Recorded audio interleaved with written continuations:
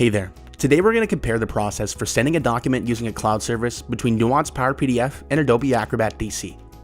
With a document open that we want to send for signatures, we'll just go on the right side here in Adobe Acrobat and click on Send for Signature.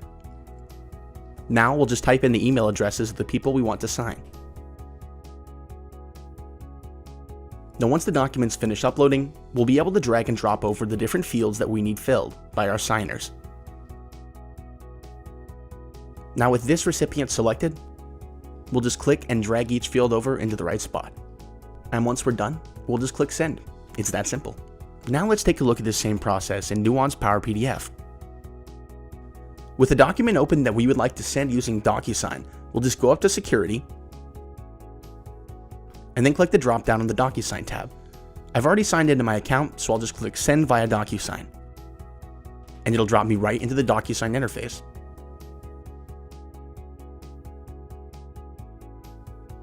Now, to start off, I'll need to add a recipient to this. So I'll click on Add Recipients,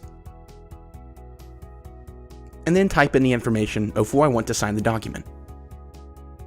Now we can also set a signing order here for the document too. Once we're done, we'll just click here. And now we can click and drag over the fields that we need to have filled by the signers.